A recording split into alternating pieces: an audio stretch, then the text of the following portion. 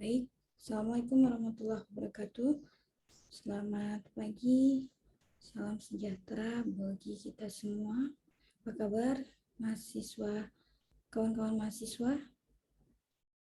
Baik, semoga kabar hari ini makin sehat, makin bahagia, makin semangat belajar tentang pajak. Oke, pada pertemuan hari ini kita akan membahas tentang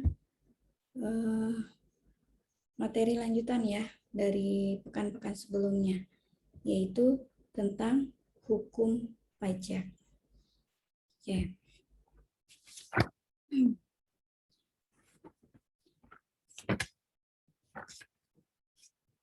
Kewenangan pemungutan pajak berada pada pemerintah. Di negara-negara hukum, segala sesuatu harus ditetapkan dalam undang-undang.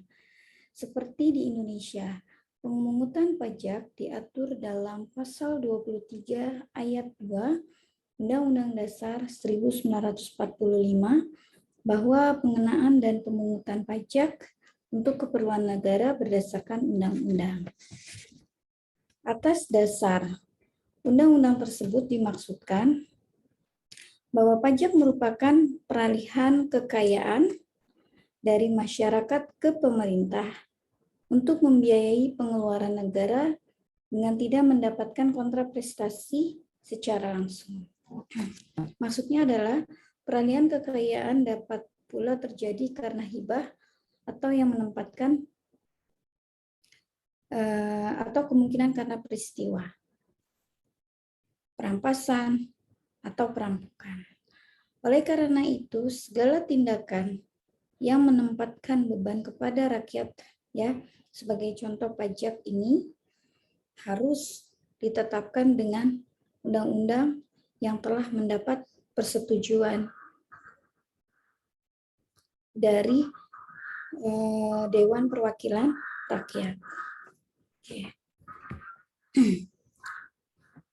Mengingat pengaturan ini menyangkut hubungan antara negara dengan orang pribadi maupun badan yang mempunyai kewajiban membayar pajak, maka hukum pajak adalah bagian dari hukum publik. Oke. Ya, itu jadi kedudukan hukum pajak. Nah, hukum publik ini ya terdiri dari hukum tata negara, hukum pidana, dan hukum administrasi. Yang selanjutnya, hukum pajak ini merupakan anak bagian dari hukum administrasi. Oke. Nah, jadi hukum pajak ini ya pada dasarnya itu adalah mengatur hubungan antara pemerintah atau fiskus selaku pemungut pajak ya dengan wajib pajak, baik itu orang pribadi maupun badan. Nah, jadi hukum pajak itu dapat dibedakan menjadi dua, yaitu hukum pajak material dan hukum pajak formil. Nah, apa itu hukum pajak material? Hukum pajak material ini adalah memuat norma-norma yang menerangkan suatu keadaan, perbuatan, peristiwa hukum yang dikenakan pajak atau objek pajak disebutnya ya. Kemudian siapa yang dikenakan pajak atau subjek pajaknya, apakah orang pribadi atau badan atau warisan ataukah subjek pajak dalam negeri atau luar negeri. Oke. Nah, terus kemudian berapa sih besaran pajak yang dikenakan? Nah, kemudian segala sesuatu tentang timbul dan hapusnya utang pajak dan hubungan antara pemerintah dan wajib pajak. Nah, hukum pajak material ini biasanya itu ya berkaitan dengan atau contohnya adalah undang-undang PPH ya, undang-undang pajak penghasilan, undang-undang pajak pertambahan nilai, undang-undang pajak daerah dan retribusi daerah gitu ya, atau undang-undang PBB, pajak bumi dan bangunan, kemudian undang-undang BPHTB, biaya perolehan hak atas tanah dan atau bangunan, serta Undang-Undang Bea Materai. Lalu apa hukum pajak formil? Ya, yang kedua, hukum pajak formil ini adalah memuat bentuk atau tata cara untuk mewujudkan hukum material menjadi kenyataan. Ya, hukum pajak formal ini memuat antara lain seperti tata cara penetapan utang pajak, kemudian hak-hak fiskus ya untuk mengawasi wajib pajak mengenai keadaan, perbuatan, dan peristiwa yang dapat menimbulkan utang pajak, serta kewajiban wajib pajak itu sendiri. Sebagai contoh, misalkan penyelenggaraan pembukuan, pencatatan, dan hak-hak wajib pajak mengajukan keberatan dan banding.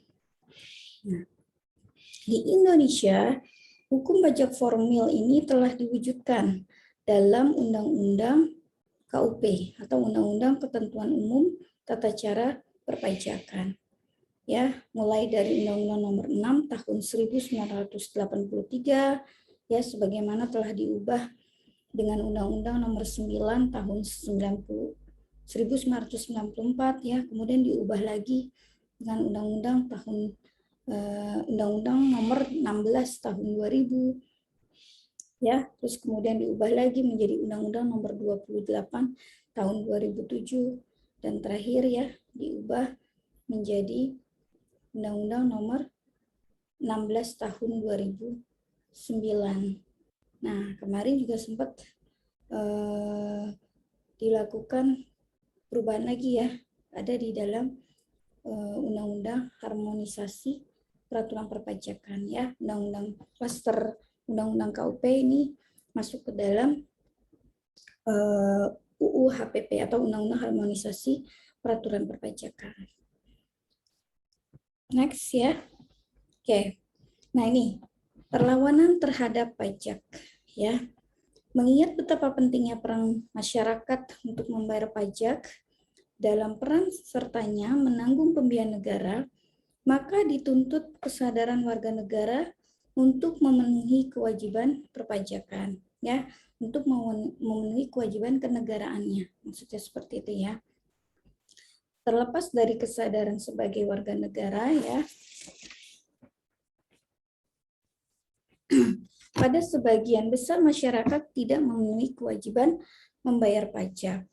Nah, perlawanan terhadap pajak ini dapat dibedakan menjadi dua.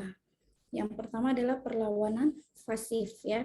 Maksud dari perlawanan pasif ini ya berupa hambatan yang mempersulit pemungutan pajak dan mempunyai hubungan erat dengan struktur ekonomi suatu negara dengan perkembangan intelektual dan moral penduduk ya.